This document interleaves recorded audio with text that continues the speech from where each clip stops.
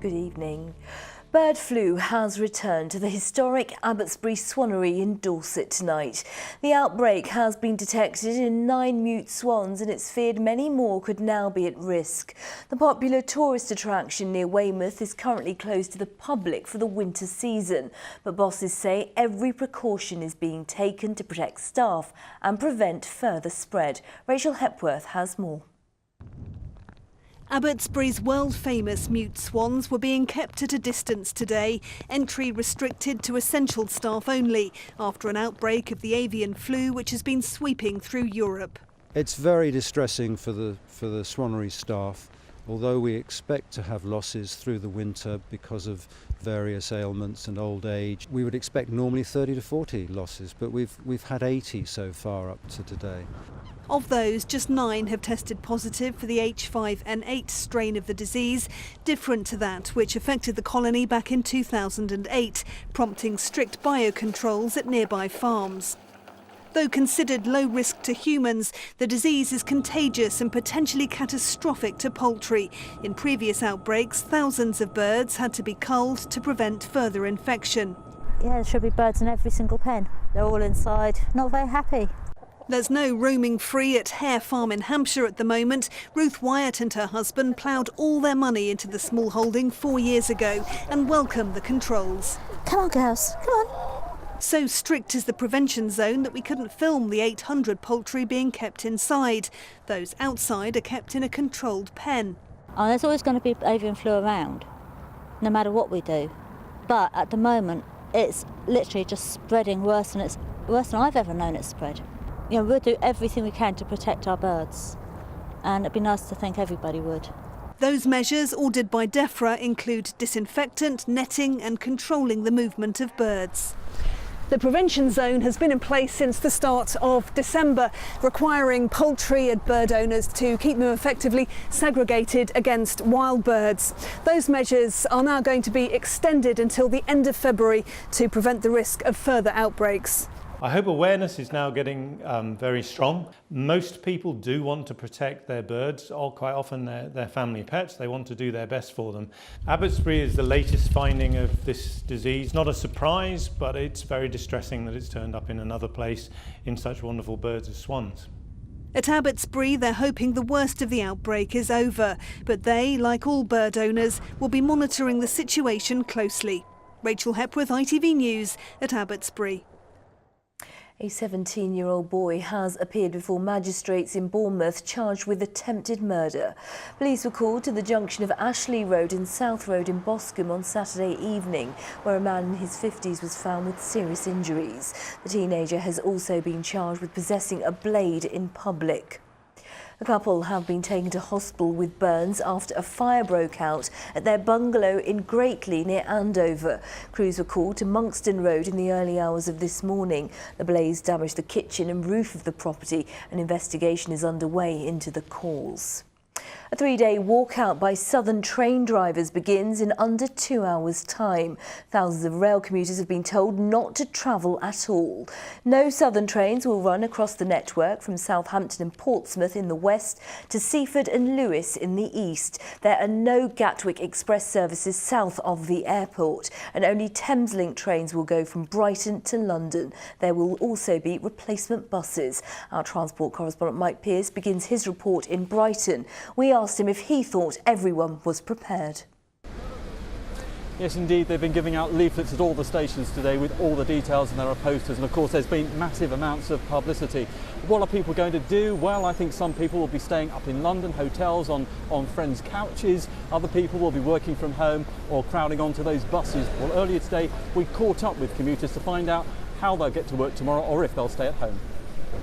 I'll be probably working at home on the strike days. Luckily I've got the flexibility to do that. I've missed countless exams at college, having to get grandparents and relatives to go in late to work to take me in. National Express have offered to take everyone to work via buses, which is a 6-hour round trip, which isn't ideal. People are losing their jobs and everything over this. You know, how much longer can people put up with this? I feel furious about it and powerless, frustrated. I think the best advice is really to stay at home if you can. Don't attempt to travel. There will be 200 buses, as we heard, but they're going to be extremely busy, as I say. And I think, you know, the trains that are running, there will be some services on Thameslink from Brighton here to London, and there will be some Gatwick Express, half the normal service, but those services will be extremely busy. Apart from that, don't expect any Southern services at all. This was the advice from Southern earlier today. Our advice to passengers tomorrow is not to travel unless absolutely essential, as we're not operating any services on Southern tomorrow. We apologise to our passengers who are once again being caught up in the misery of this dispute, and the ones that are most affected by this dispute. Our door is open to the union at any time for them to come and talk to us and call off this industrial action, which is so unnecessary and so unreasonable, and I ask them to do that. Well, that's what Southern are asking. I can tell you, as things stand tonight, both ASLEF and the RMT, both involved in this, say there are no more concrete talks planned that will call off this action in time for tomorrow, Wednesday and Friday. So as things stand tonight, the strike is definitely on. Misery for hundreds of thousands of people from midnight. Reporting there. Nuclear workers in Dorset to be balloted for strike action. 16,000 members of trade unions across the country will vote whether to walk out in a row over pensions. The Nuclear Decommissioning Authority wants to save £660 million. Police have released these CCTV images of the moment a car was stolen at a petrol station in Hampshire. The victim left his engine running whilst he went inside the Esso petrol station at Park Gate. It happened last Wednesday at 8:30 in the evening. £4 million will be spent restoring Stanmer Park in Sussex. The money from the Heritage Lottery Fund will go towards reshaping 20 hectares of the park near Brighton over the next 10 years. Rolls-Royce, owned by the German company BMW and based in West Sussex, has announced its second highest sales record in 100 years. The firm had previously said leaving the European Union would drive up costs and affect workers. But today, bosses confirmed their commitment to Britain with plans to keep factories in the UK. People of Crawley have been celebrating the 70th anniversary of the day.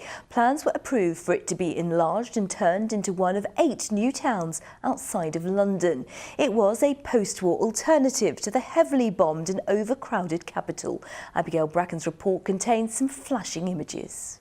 On the same day, nearby Crawley, both the new town and the old, is honoured by a royal visit.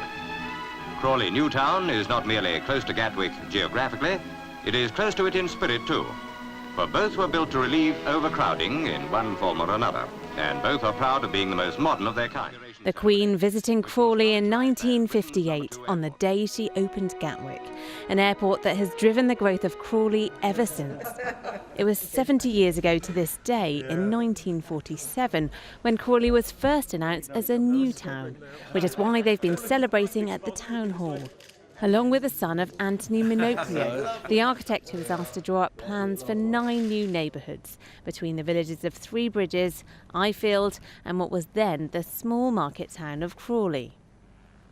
His vision for Crawley and all his new towns was to make it a thoroughly sort of user-friendly place.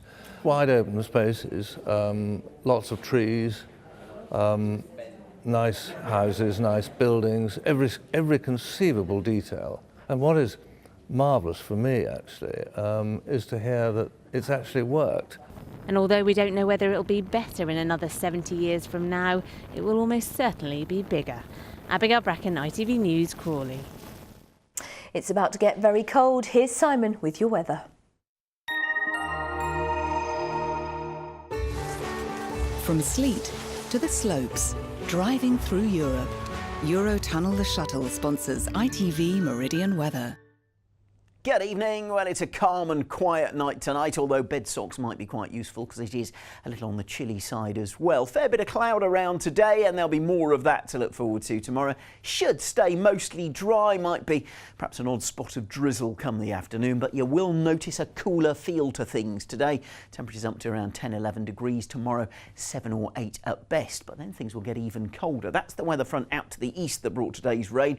Further one comes through tomorrow and into Wednesday, and then as the second one passes through on Wednesday behind, that's when we see very cold air flood down from the frozen north. So as well as very chilly temperatures. Also watch out for the risk of some showers that could turn wintry. Meanwhile, tonight it's dry, clear skies, temperatures well around 2-3 degrees, but still a bit of a breeze knocking around, and that's good because it means frost and mist shouldn't be too much of a problem, but it will still be a fairly cool start to tomorrow. Some brightness early on to get us going, but fairly quickly we'll see the clouds start to thicken up. As I say, should stay mostly dry. You might just find a bit of patchy light rain in places. Temperatures tomorrow, though, no higher than 7 or 8. Eurotunnel the Shuttle sponsors ITV Meridian weather. And that's it for now. We're back during Good Morning Britain from 6 o'clock tomorrow morning. But from the late team, thank you for your company. See you tomorrow. Bye for now.